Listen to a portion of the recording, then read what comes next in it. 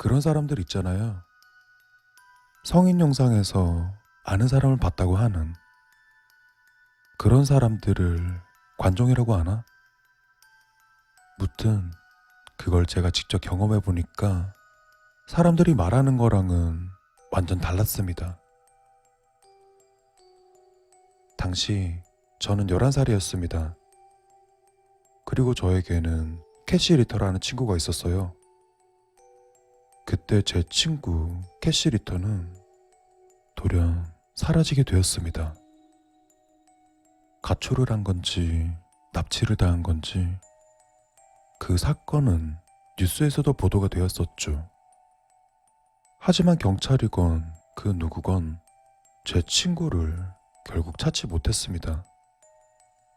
그리고 어느덧 점점 잠잠해질 무렵 캐시네 가족이 다른 곳으로 이사를 가기 전까지도 밝혀진 건 아무것도 없었습니다. 그리고 모두 자연스레 캐시를 잊어버리게 되었습니다. 그러다 몇 년 뒤 저는 캐시를 다시 보게 되었습니다. 잠깐 스쳐가듯 만난 것은 아니었습니다. 캐시를 다시 보게 된 곳은 성인 사이트에서 보게 되었죠. 제가 그때 16살이었는데 영상은 최근에 찍힌 것 같았습니다. 영상의 업데이트 날짜가 얼마 지나지 않았다는 걸 알게 되었거든요. 그리고 그 순간은 바로 창을 닫고 컴퓨터 전원을 꺼버렸어요. 또 저는 그때 그 영상을 보지 않았습니다. 당시 캐시를 걱정했었던 건 아니었고요. 미성년자가 성인 영상을 보다 걸리면 어떻게 될지 무서워서 차마 보지는 못했습니다. 그땐 어렸을 때니까요. 하지만 그날부터 온라인에서 떠돌고 있는 캐시가 걱정되기 시작했습니다. 그때 저는 캐시에게 무슨 일이 일어났는지 밝혀내는 사람이 될 수 있을지도 모른다는 바보 같은 10대의 영웅심리와 조금의 호기심으로 그 웹사이트에 다시 들어갔습니다.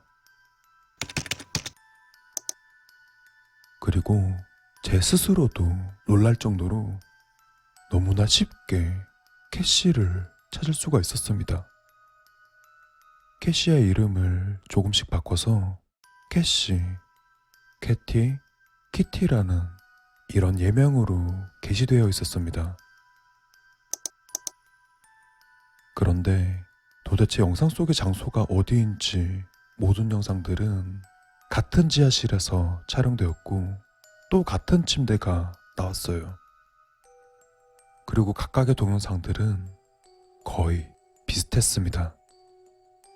그리고 참 많이도 찍어놨더라고요. 어떤 영상에서는 코스튬복을 입고 있던지 혹은 가면을 쓴다든지 되게 이상한 가지각색이었습니다. 또 비주류를 위한 동영상도 몇 개 있었습니다. 그런데 캐시가 나온 영상을 몇 가지 보다 보니 어딘가 묘하게 이상한 점이 나타나기 시작했습니다. 당시 영상 속 캐시는 적극적으로 연기를 하지도 않았었고 그렇다고 소리를 지르지도 않고 반항은커녕 그 많은 영상들의 캐시는 무표정을 하고 한마디의 말도 하지 않았었죠. 그리고 아주 가끔씩은 카메라를 한 번씩 쳐다봤어요. 만약 강제로 영상을 찍었다면 화가 나든 애원하는 듯한 표정을 지어야 하는데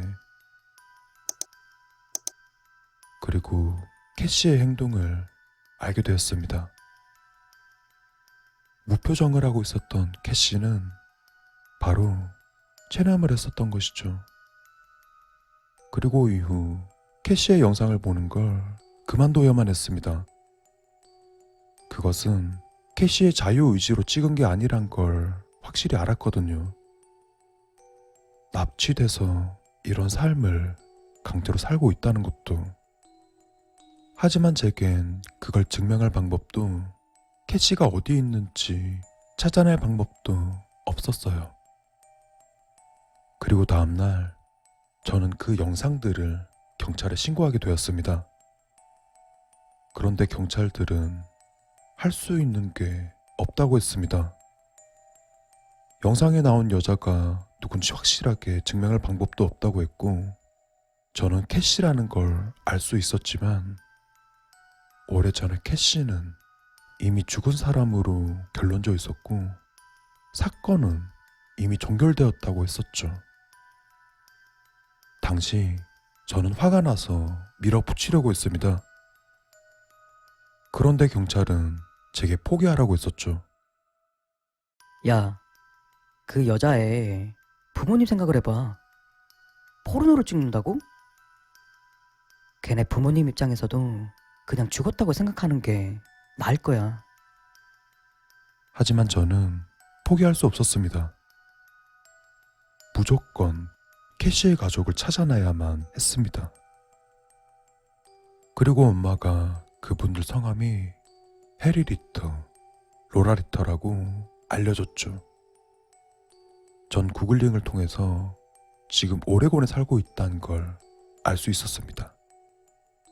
그리고 거기에 나와 있던 전화번호로 전화를 걸게 되었습니다. 여보세요? 혹시 리터 아주머니? 네, 누구시죠? 리터 아주머니가 조심스럽게 말했어요. 아마 절 기억 못 하실 거예요. 그리고 저는 몇 년 전 같은 동네에서 살았던 캐시의 친구라고 설명을 했습니다. 기억난다. 너 맥스 맞지? 네, 맞아요. 아주머니, 제가 캐시를 찾아낸 것 같아요. 그리고 제가 보게 된 웹사이트와 이런저런 구구절절 설명을 하는 동안 리터 아주머니는 조용히 듣고만 계셨습니다. 절대 아주머니 기분 상하게 해드리려고 전화드린 게 아니에요. 아주머니, 아직 캐시가 살아있어요. 지금이라도 경찰에 신고하시면 찾을 수 있을 거예요. 그러다 갑자기 아주머니는 전화를 끊었습니다. 그리고 그 순간 경찰들의 말이 맞았다는 생각이 들게 되었습니다. 그리고 그 동영상들에 대해 관심 갖는 것도 때려치게 되었습니다. 전 그냥 다 잊어버리라고 했습니다.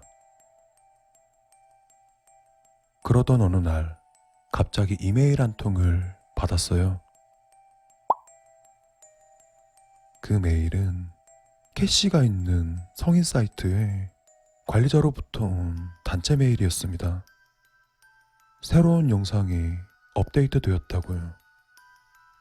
당시 제 개인정보를 갖고 있다는 게 기분 나빴기에 당장 계정을 삭제해버리려고 로그인을 했습니다.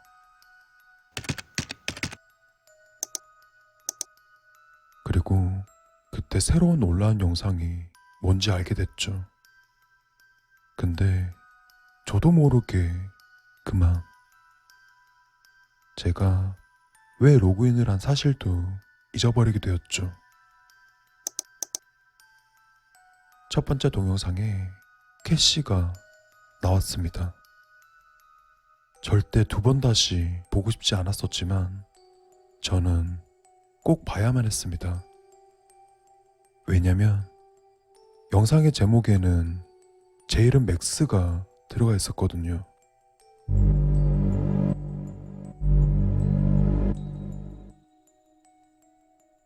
맥스를 위해? 순간 온몸에 소름이 돋게 되었습니다.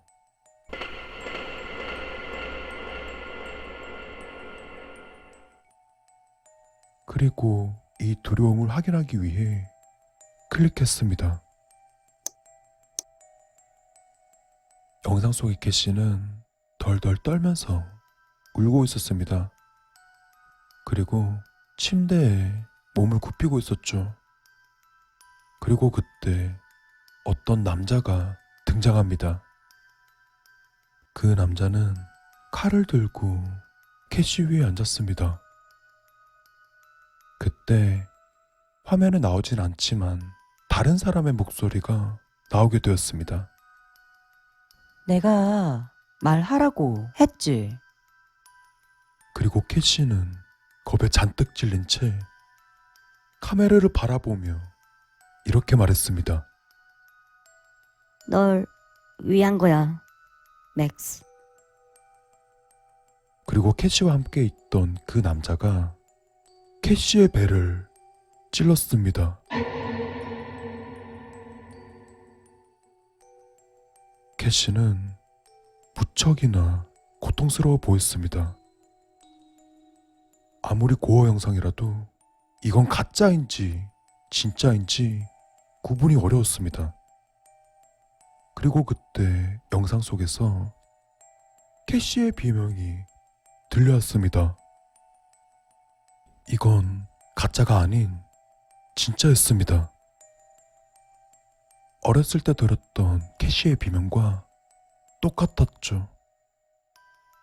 그리고 전 영상을 다 보지도 못하고 침대 옆으로 구토를 해버리고 말았습니다.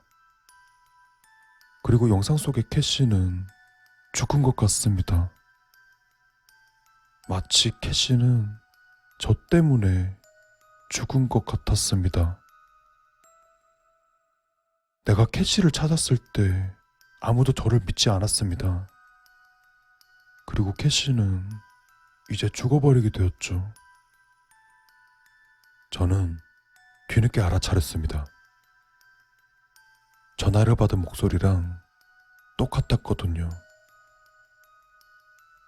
캐시에게 명령을 했던 여자 목소리는 바로 리타 아주머니 목소리였습니다.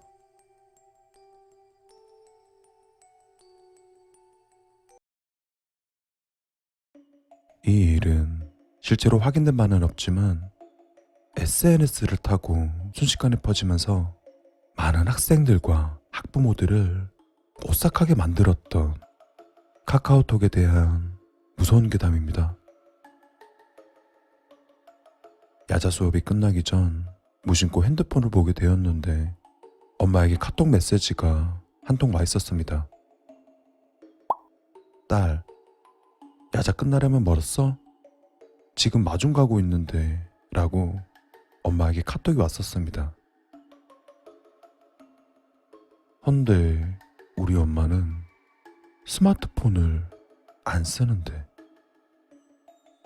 전 그때 별 대수롭지 않게 생각하고 엄마에게 답장을 하게 되었습니다. 엄마, 스마트폰으로 바꿨어? 야자 이제 다 끝나가 라고 엄마에게 답장했었죠. 헌데 10분이 지나도 답장이 오지 않았습니다. 그리고 한 통의 메시지를 더 보내게 되었죠. 엄마, 어느 쪽 길로 오고 있어? 라고 보내니 오후에 폰 바꿨어. 지금 샛길 쪽으로 해서 가고 있는데 이 샛길 좀 무섭네 라고 하시길래 아, 엄마 왜 그쪽 길로 와? 무섭게. 학교 좀 있으면 끝나니까 나도 그쪽으로 바로 나갈게 라고 답장을 보냈습니다. 알았어, 좀 이따 봐 라고 답장이 왔었죠.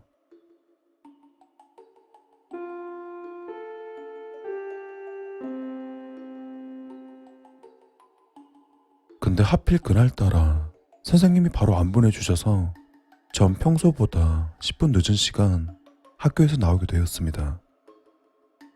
그리고 전 친구들에게 엄마가 데리러 온다 말하고 학교 밖을 뛰어나갔습니다. 그리고는 엄마가 오고 있다고 말했던 샛길 쪽으로 가고 있는데 가만 생각해보니 카톡을 주고받았던 시간상 엄마가 학교 앞에 도착했어도 남았을 시간인데 엄마는 보이지 않았습니다.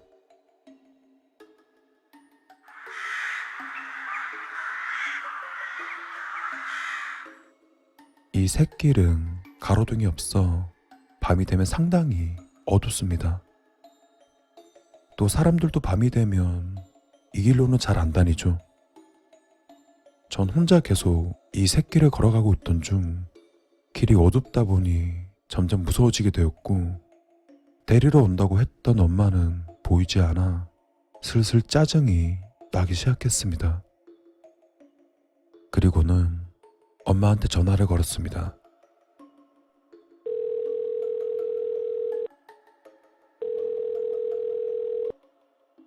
엄마, 지금 어디야? 라고 말하니까 이 시간에 엄마가 어디긴. 집이지. 이러시는 거예요. 아, 뭐야. 새길로 오고 있다며. 이 기집애야. 엄마가 언제 그랬어? 알겠어, 엄마. 조심히 갈게.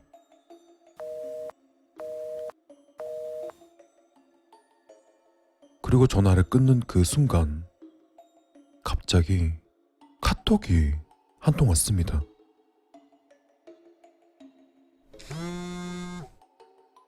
그리고는 주머니에서 휴대폰을 꺼내었는데 저는 온몸에 소름이 돋기 시작했습니다. 저에게 카톡을 보내온 그 사람은 바로 엄마의 번호로 오게 된 것이죠. 딸, 어디쯤이야? 엄마 다 와가는데. 라는 그 카톡을 보는 순간 휴대폰을 들고 있던 손이 마구 떨리게 되었습니다. 그 카톡은 분명 엄마가 아니었습니다.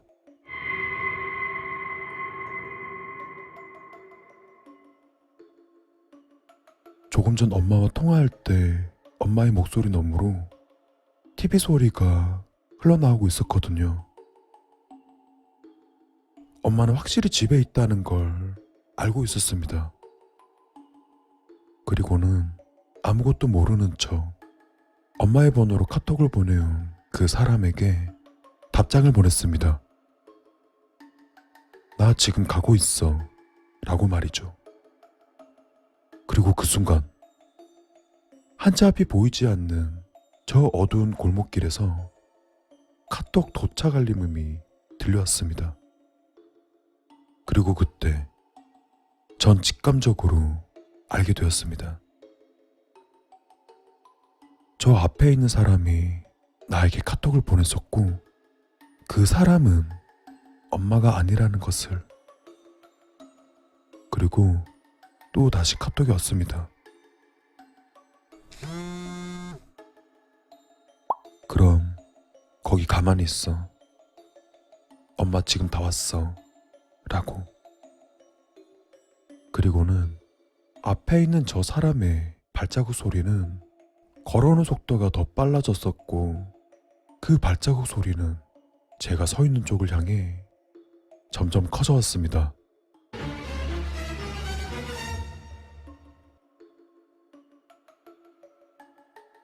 그리고 전 뒤를 돌아 앞만 바라보며 정말 미친 듯이 뛰었습니다. 그리고 집으로 들어와 너무 급한 나머지 신발도 벗지 못한 상태에 집으로 들어가 부모님에게 그 카톡을 보여드렸습니다. 근데 이게 무슨 일이죠? 조금 전 저와 카톡을 나누었던 그 사람의 대화명은 알 수 없음으로 떠 있었습니다.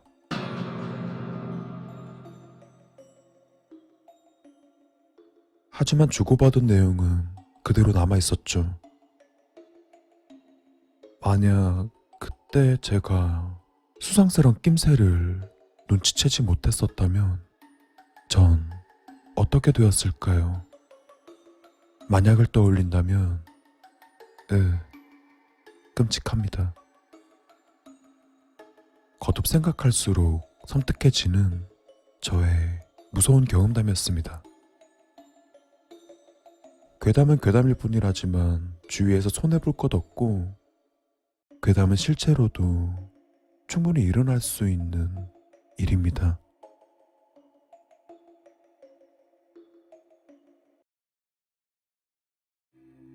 이 이야기는 실제 경험을 괴담으로 각색한 것임을 밝힙니다.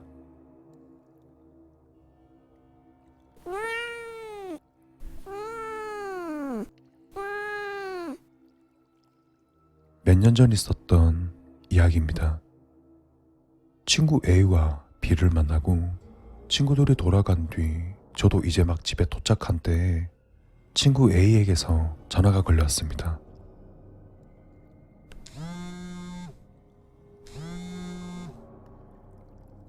친구 A는 B와 함께 차를 타고 어두운 길을 지나다가 고양이 한 마리를 차로 치었다고 했습니다. 로드길이야 비교적 흔한 일이지만 그냥 지나치기에는 찜찜한 마음에 저에게 조언을 구하기 위해 전화를 한 것이라 했었죠. 제가 공포나 심령 쪽을 좋아하고 잡지식이 많다 보니 도움이 될 만한 이야기를 들을 수 있을 것이라 기대한 모양입니다. 그리고 저는 제가 아는 대로 이야기해 주었습니다. 고양이는 다른 동물들에 비해 연기가 강하고 한을 가지고 죽은 고양이를 묘령으로 따로 구분하며 원한을 가진 자를 끝까지 괴롭힌다 라는 말을 해준 뒤 약식으로나마 염을 하고 애도해줘야 한다는 이야기를 해주게 되었습니다. 그리고 반드시 액땜을 하여 찜찜한 기분을 떨쳐야 할 것이라고 덧붙였습니다. 그 말을 들은 친구 A는 그 방법들을 가르쳐 달라고 했습니다. 저는 소금물로 입을 헹구고 몸을 털어내는 등의 간단하고 효과가 좋다는 방법들을 설명해 주었습니다. 그리고 제 말을 들었던 친구 A는 그 방법들을 다 시행하고 집으로 갔었다고 합니다. 헌데 같은 차에 타고 있던 친구 B는 평소에 그런 이야기를 신뢰하는 성격이 아니라서 전부 생략하고 그대로 집으로 돌아갔다고 합니다. 그리고 다음날 어제 일이 생각난 저는 친구 A에게 전화를 걸어 잠자리는 불편하지 않았는지 물었습니다. 그리고 다행히도 소금물로 입을 헹구고 찜찜함을 털어버린 친구 A는 별 탈 없이 잘 잤다고 했습니다. 그리고 전화를 끊고 얼마 되지 않아 친구 B의 전화가 오게 되었습니다. 친구 B는 평소 가위에 눌리지 않는 체질이었는데 어젯밤에 가위에 눌렀다는 것이었습니다. 그리고 그의 말을 들어보니 심상치 않은 내용이었습니다. 친구 B가 이야기한 것은 이러했습니다. 그날 밤 그대로 잠자리에 든 친구는 곧바로 잠이 들었다고 합니다. 그리고 어느 정도 시간이 흘렀을 때 가위 눌리기 전에 들리는 특유의 이명음이 들렸다고 합니다. 그때 가위에 눌리는 것이라 생각했던 B는 몸을 조금씩 움직여 보았지만 역시나 몸이 움직이지 않았다고 합니다. 그리고 차렷 자세로 누운 상태에 눈만 뜨니 방 안은 어두웠고 아무런 소리도 들리지 않았다고 합니다. 그때 친구는 눈만 굴리며 가위에서 풀리기 위해 노력하던 친구는 발치에서 무언가 움직이는 것을 보았다고 합니다. 그리고 눈을 최대한 내리깔고 침대 발치 쪽을 바라보니 그곳에는 호랑이 많은 크기의 고양이 형체가 있었다고 합니다. 그 고양이 형체는 검은색이었고 까만 털이라기보다는 그림자처럼 어두운 것이 일렁이는 모습이었다고 합니다. 그리고 그것의 눈 부위는 눈동자 대신 붉은색 불빛이 번쩍이고 있었다고 했습니다. 그리고 그것은 기괴한 모습에 커다란 덩치로 침대 아래쪽에서 기어나와 아주 느린 속도로 서서히 비의 얼굴 쪽으로 다가오고 있었습니다.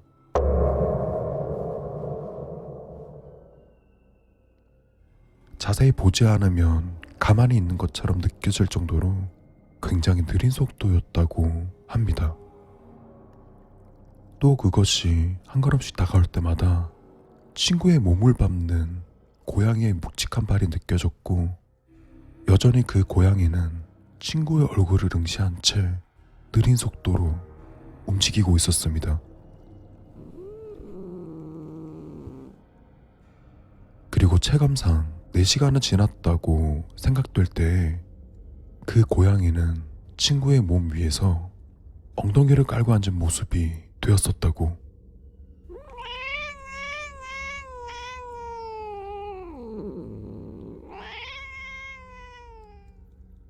엄청난 덩치 때문에 그때 심한 압박감을 느꼈으나 소리를 낼 수도 움직일 수도 없었습니다. 그리고 얼마간의 시간이 지났을 때 고양이가 다시 느린 속도로 움직이기 시작했습니다.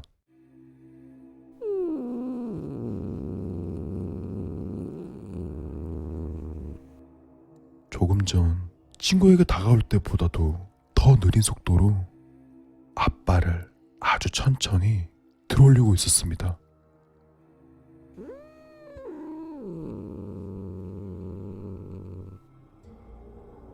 그렇게 다시 몇 시간을 진땀을 빼던 친구는 들어올려진 앞발이 자신의 얼굴 쪽으로 향하고 있다는 것을 알게 되었습니다. 고양이는 느긋한 속도로 그 커다란 앞발을 들어올려 친구의 얼굴을 점점 덮어오고 있었습니다.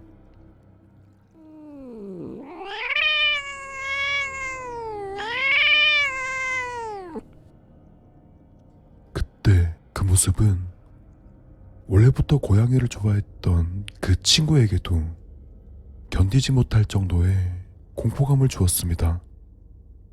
고양이의 앞발이 코에 닿을 듯 다가오자 비는 발악적으로 몸부림을 치며 소리를 질렀다고 합니다. 하지만 몸은 여전히 움직이지 않았고 소리 역시 나지 않았지만 그때 아주 조금 몸의 감각이 느껴지기 시작했다고 합니다. 그리고 서서히 이제 곧 고양이가 친구의 얼굴을 덮어버릴 때쯤 갑자기 몸을 움직일 수 있었고 가위에서 풀려났다고 합니다. 가위에서 풀린 친구가 방을 둘러보았을 때 방은 여전히 어두웠지만 그 커다란 고양이는 보이지 않았습니다. 그제서야 안심한 친구가 고개를 돌려 시계를 확인하니 잠자리에 든 지 겨우 2시간도 지나지 않았었다고.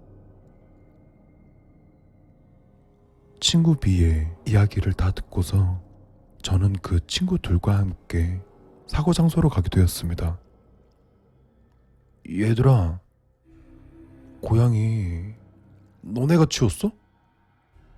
아니야. 우린 너가 시키는 대로만 했지.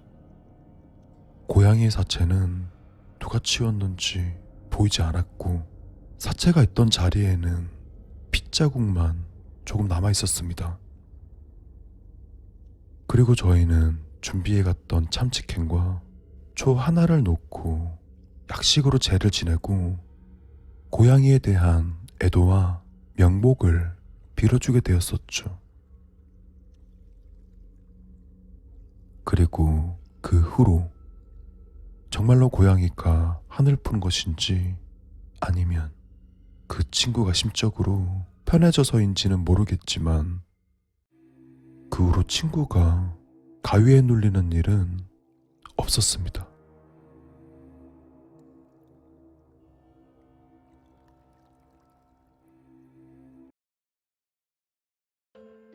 병원 진료실처럼 보이는 방. 커다란 책상에 앉아있던 남자는 슬쩍 눈을 돌려 건너편에 앉은 소녀를 바라보았다.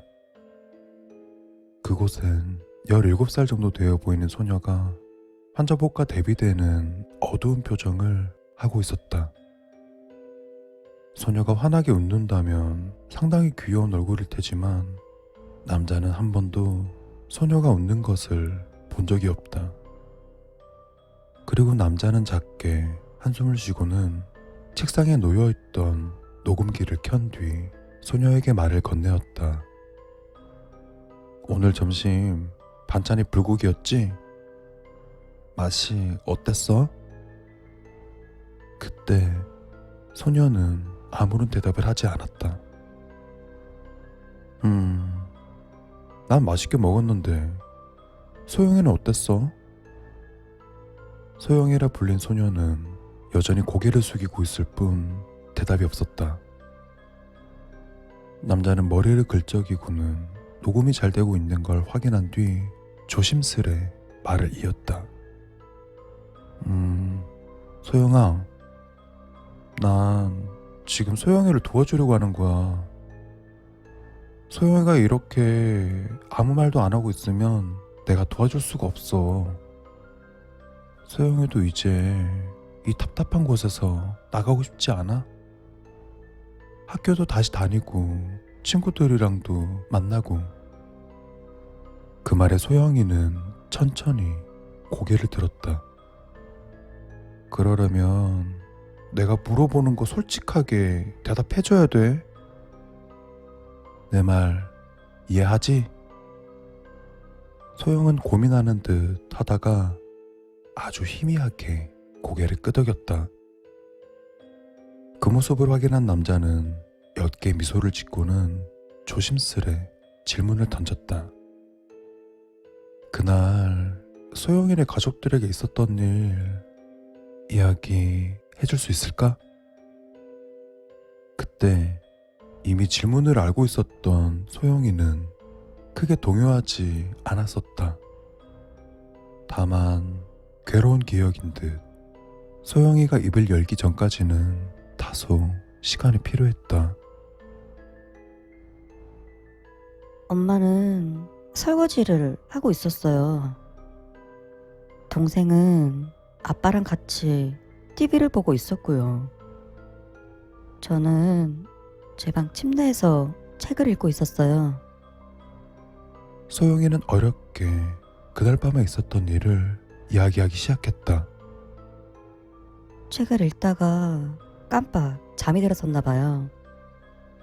그리고 깨어보니까 방 안이 깜깜했어요. 정전이라도 된 것처럼요. 전 무서워져서 엄마를 찾아 거실로 나갔어요. 남자는 조용히 소영이의 말에 귀 기울이고 있었다. 그때 아무것도 보이지 않아서 바닥을 더듬으면서 거실로 향했어요. 그리고 엄마를 불렀지만 대답이 없었어요. 전 무서워서 울음이 나올 것 같았죠. 그리고 간신히 거실로 기어 나오니까 그제야 희미하게 보이기 시작했어요. 그런데 그때 더듬거리던 제 손에 뭔가 닿았어요. 소영이는 그때의 감촉이 생각나는 듯 작게 몸을 떨면서 말을 이어갔다. 창문으로 들어온 희미한 달빛으로 그게 뭐였는지 간신히 볼 수 있었어요. 제가 만진 그건 잘려진 동생의 머리였어요. 그때 소영이의 눈에서 눈물이 흘러내리기 시작했다. 전 동생의 이름을 부르면서 비명을 질렀어요. 또 어찌해야 할지 몰라 울면서 엄마와 아빠를 찾았죠. 그리고 얼마 안 가서 아빠를 발견했어요.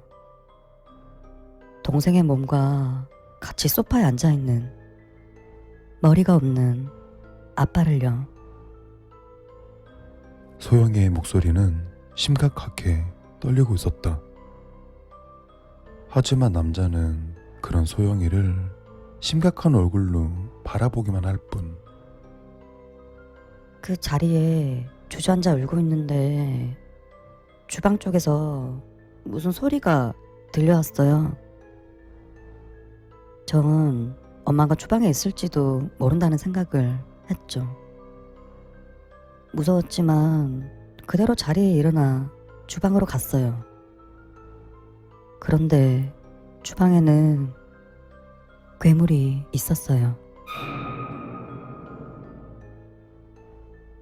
소영이는 목이 메이는 듯 침을 한번 삼키고는 이어서 말했다. 괴물이 엄마 목에 칼을 꽂아 넣은 채 저를 보면서 웃고 있었어요. 어두웠지만 귀까지 찢어진 입이랑 하나밖에 없는 커다란 눈은 볼 수 있었어요.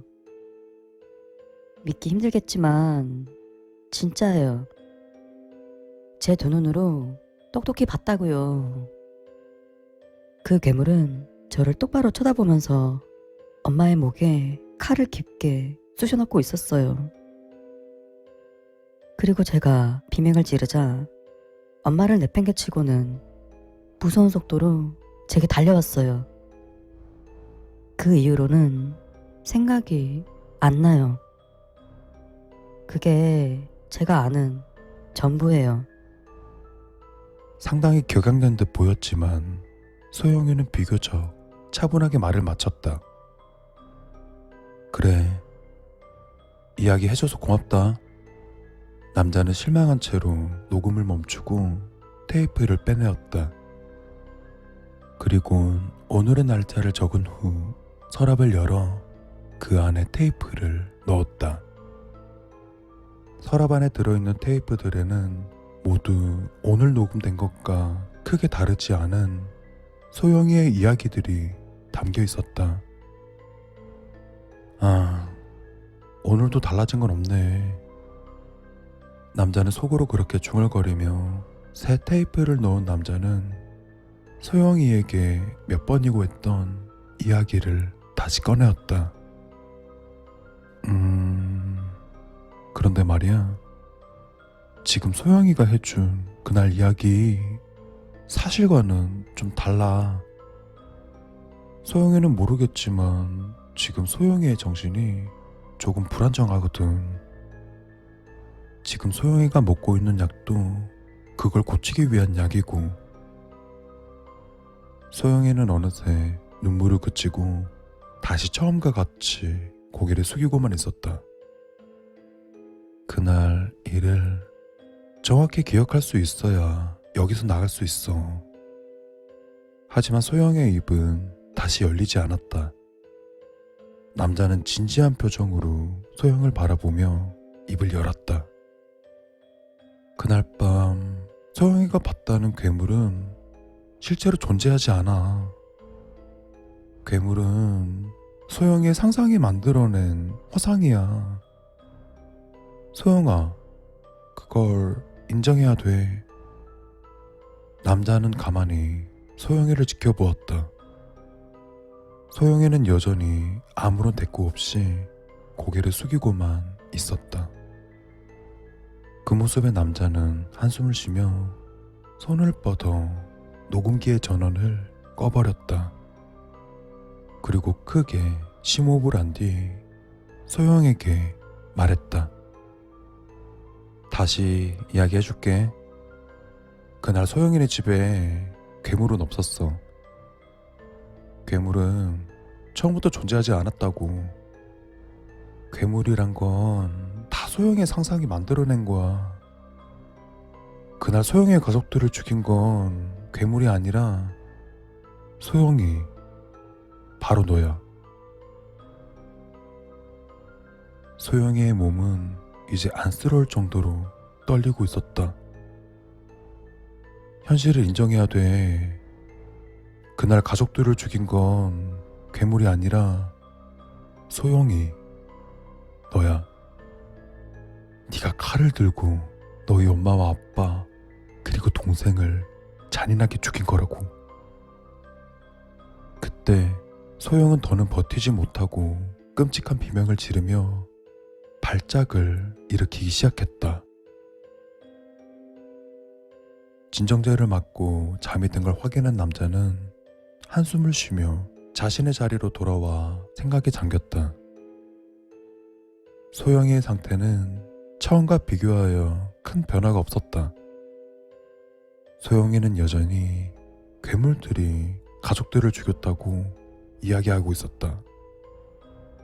처음엔 일주일 정도면 충분할 거라 생각했는데 벌써 2주가 훌쩍 지났다.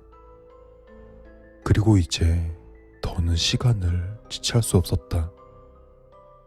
환각제 투여량을 늘려서라도 자신이 살인을 저지른 거라 믿게 만들어야 했었다.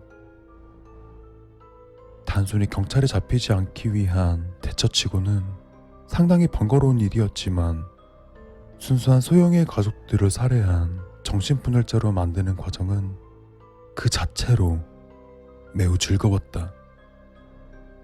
쉽게 말해 재미도 보고 자유도 보장받는 일인 것이다.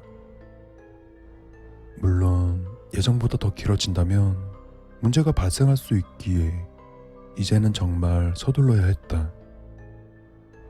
남자는 병원처럼 꾸며진 자신의 방을 둘러보며 중얼거렸다. 환각제 양도 좀 늘리고 좀 더 강하게 세뇌를 시켜봐야겠어. 남자는 서랍을 열어 오늘 녹음된 테이프를 꺼내 들었다. 소영이의 이야기를 다시 들어볼 생각에서였다. 서랍 안에는 소영이의 이야기들이 담겨진 테이프들과 함께 검은색 복면이 자리를 차지하고 있었다. 커다란 입이 귀까지 찢어진 외눈박이 괴물의 모습이 그려진 복면이었다.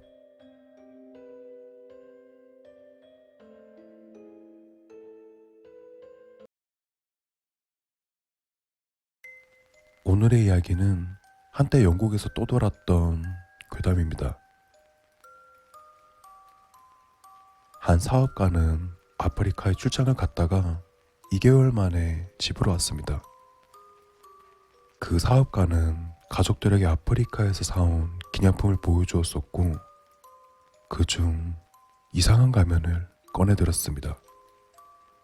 그 기이한 가면은 입은 뒤집어진 듯이 위아래가 바뀌어 있었고 코는 없고 두 눈은 눈꼬리가 길게 위로 찢어져 있는 데다 눈 밑으로는 굵은 빨간 줄이 시작돼서 입까지 이어져 있는 형상의 기괴한 가면이었습니다. 그리고 그때 그의 아내는 그 가면이 기분 나쁘게 생겼다고 얼른 치우라고 말했었죠. 그 사업가는 이 가면이 3가지 소원을 들어주는 거라며 보기엔 흉해도 꽤 귀한 가면이라고 하는 것이었습니다. 그 말을 들은 아들은 가면을 들고 장난삼아 이렇게 말했습니다. 가면아, 가면아.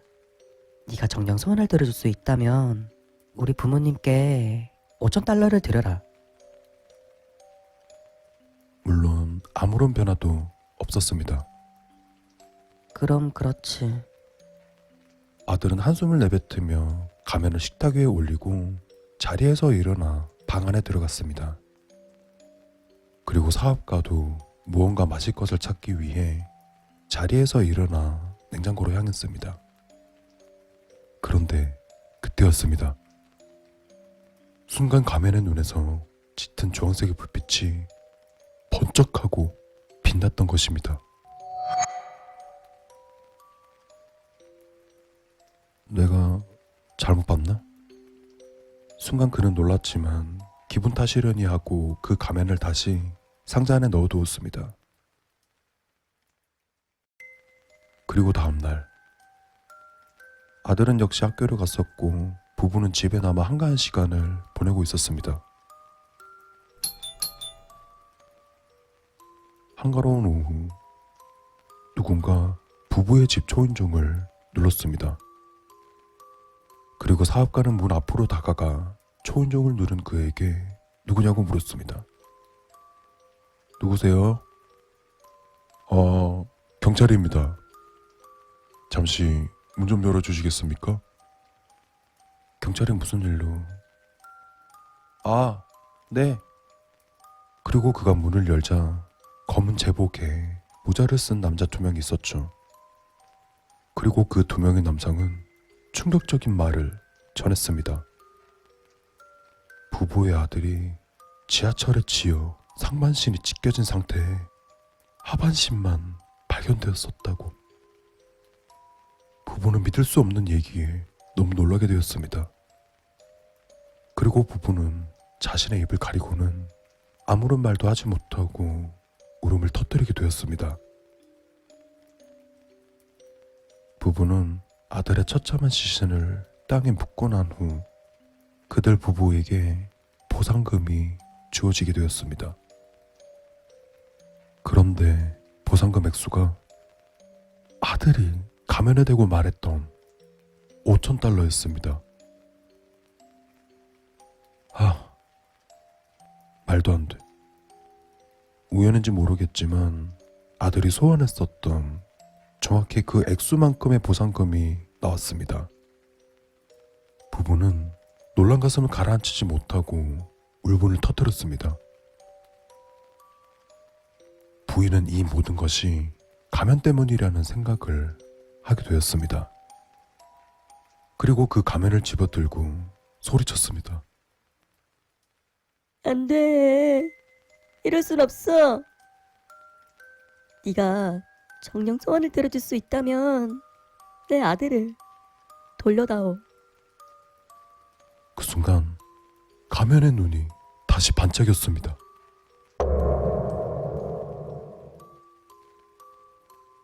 그리고 12시를 알리는 시계에 종이 울렸었죠. 그 순간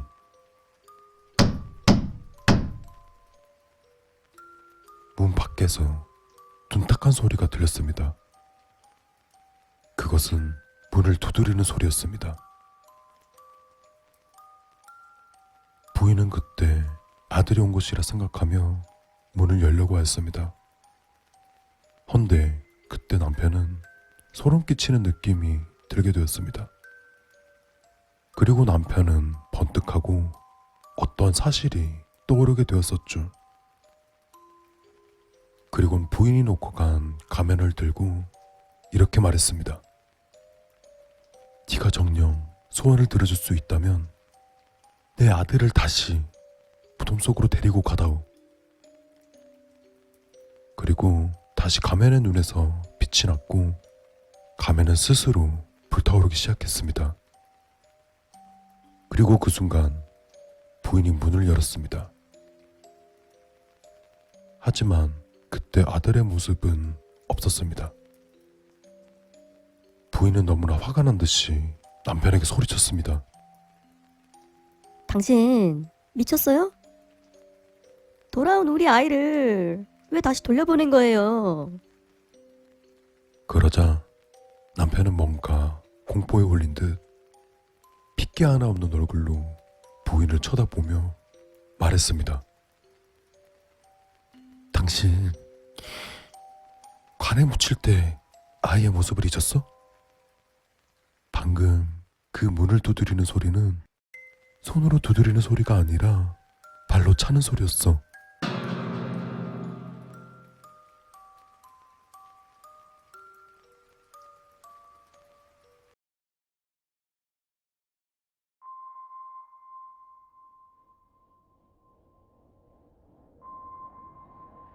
그는 94세에 생을 마감하였다.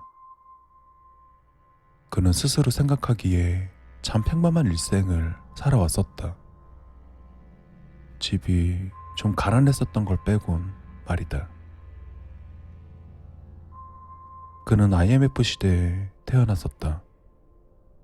그리고 그의 부모님은 그가 태어나자마자 할머니 할아버지께 맡겨졌었다. 그리고 그의 부모님은 여러 일을 전전하며 돈을 버셨다. 그래서 그는 어릴 때부터 할머니와 할아버지 사이에서 자랐었다. 그렇게 나중엔 온 가족이 열심히 살아서 집을 장만할 수 있게 되었다. 그리고 그도 상실의 공부에 대학을 졸업하고 취업을 하고 사랑하는 여자를 만나 아이를 낳고 또 그 아이가 결혼하는 것을 보고 그렇게 열심히 살아서 조금 살만해지니 또 부모님을 잃고 그렇게 남은 인생을 아내와 노후를 보내왔었고, 병마와 싸우다 아내와 자식들 앞에서 죽었을 땐 그는 죽고 난 후에야 자신이 죽었다는 것을 깨달았다. 죽음이라는 것은 참 기묘한 느낌이었다. 지금의 자신은 아프지도 괴롭지도 않았다. 그리고 여러 생각들이 교차했다. 죽는다는 건 끝이 아니었구나. 도대체 죽고 나서는 어떻게 되는 걸까? 저승의 앞은 긴 줄이 서 있었다. 그리고 그는 알 수 있었다. 저 문이 죽은 자들이 저승으로 가기 위한 관문이라는 것을. 그리고 그도 줄을 섰다. 지금의 자신은 그저 영혼 같은 느낌이었다. 그 느낌은 마치 부유한 느낌의 육체를 가지고 있던 인간의 느낌이 아니었다. 그리고 점점 그의 차례가 될수록 관문에서 무엇을 하는지 알 수 있었다. 그것은 아마도 천국과 지옥의 도장을 찍어주는 것이었다. 그렇게 뒤에서 한참을 영혼들의 반응을 살피고 있었다. 되게 왼쪽으로 가는 자는 별 말이 없는데 오른쪽으로 가라고 배정받은 자는 화를 냈다. 도망가려다 강제로 끌려가는 영혼도 있었다.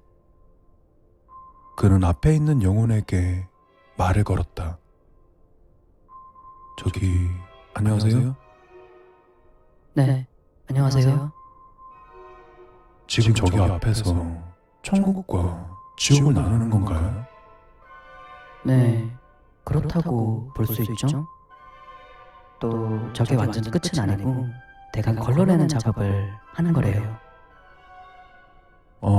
그렇군요. 천국과 지옥을 나누는 기준은 뭐죠?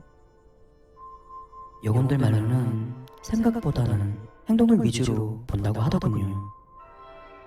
누군가를 죽이고 싶어 하는 거랑 실제로 죽이는 건 다르니까요. 그러네요. 그리고 그는 자신이 살아온 날들을 곰곰이 생각해 봤다. 행동을 본다? 그렇다면 안심이었다. 지난 날을 아무리 되돌아봐도 자신이 아주 착하게만 살아온 건 아니지만 그렇다고 누군가를 괴롭히면서 살아온 것도 아니었다. 헌데 보면 볼수록 이상한 일이었다. 오른쪽으로 가는 사람이 너무 많았다. 왼쪽으로 가는 사람의 2배는 되는 듯 하였다. 저기... 네? 그는 또다시 앞에 있는 영혼에게 말을 걸었다. 오른쪽이 지옥인 듯한데 왜 오른쪽으로 가는 사람이 많은 건가요? 글쎄요. 저도 잘... 그만큼 죄를 지은 사람이 많다는 거 아닐까요? 그는 자기 차례가 다가올수록 가슴이 두근거렸다. 당연하게도 그는 천국을 가고 싶었다. 누구라도 그렇지 않을까? 도대체 기준이 뭘까? 그는 자신이 했던 사소한 잘못들을 다시 떠올려 보았다. 엄마에게 거짓말한 거? 아니면 아내에게 고함을 지른 거? 상사에게 거짓말을 한 거? 친구가 돈을 빌려달라 했을 때 모른 척 연락을 끊어버린 거? 병마에 지쳤을 때 가족들에게 신경질적이었던 거? 아주 사소하고 사소한 것들이 그의 머릿속을 맴돌았다. 그리고 그 순간 자신의 앞에 있던 영혼은 왼쪽으로 갔다. 과연 자신은? 그는 미친 듯이 긴장되었다. 그리고 그는 지옥의 도장을 받았다. 왜? 어째서? 제가 왜 지옥이라는 겁니까? 이재기는 안에 들어가서 하십시오. 왜 내가 지옥이란 건데 납득할 수 없어 이건.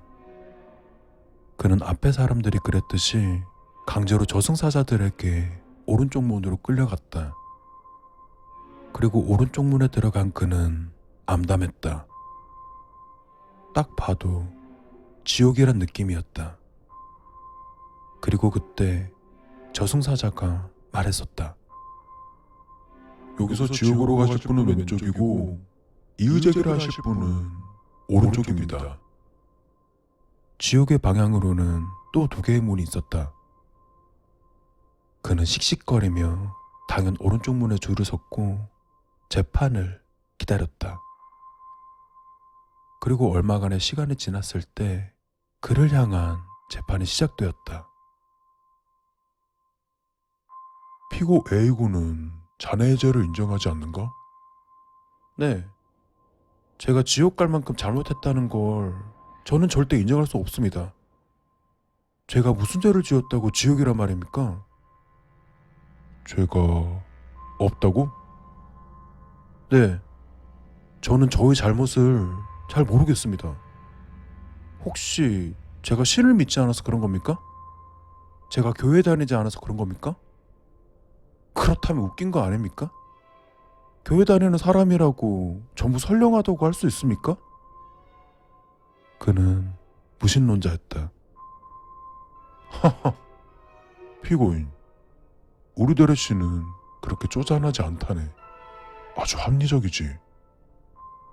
합리적이라고요? 그러니까 제가 무슨 죄를 졌단 말입니까? 자네는 사기를 치고 사람을 죽이고 강간을 방조하고 씻을 수 없는 상처를 준 공범이라네. 예? 제가요? 하, 그게 무슨 말입니까? 뚱뚱한 년들은 다 죽어야 돼. 돼지 같은 년들 왜 사냐? 그니까 사기의 속은 님이 병신이죠. 난 저 새끼 얼굴만 보면 기분 더러워져. 방송 좀 나오지 말아라. 노잼의 말투도 역겨움. 짧은 치마 입은 년들이 자기가 범해달라는 거 아님? 그렇게 꼴리게 입으니까 당하지. 그는 한동안 벙쪄 있었다. 그건 자신이 인터넷에 아무 생각 없이 쓴 글들이었다. 아, 이건 제가 철없을 때 자네가 40살에 쓴 댓글도 있다네. 자네에게 40살은 철없을 때 나이였나? 어차피 이건 그냥 인터넷 댓글 아닙니까? 이런 댓글로 누가 죽습니까? 자네 1년에 몇 명이 자살하는지 알고는 있나? 너의 댓글을 얼마나 많은 사람들이 봤는지 그 숫자가 가늠이 되나? 너의 말 한마디는 고작해 10명도 안 되는 사람들이 듣겠지만 자네의 댓글은 수천 수만 사람이 읽었다네. 글이, 언어가 얼마나 많은 사람에게 영향을 주는지 알고는 있나? 그는 아무 말도 할 수 없었다. 그곳에 있던 시는 참 합리적이었다. 그리고 그제서야 알 것 같았다. 오른쪽으로 가는 사람이 왜 이렇게 많았는지를.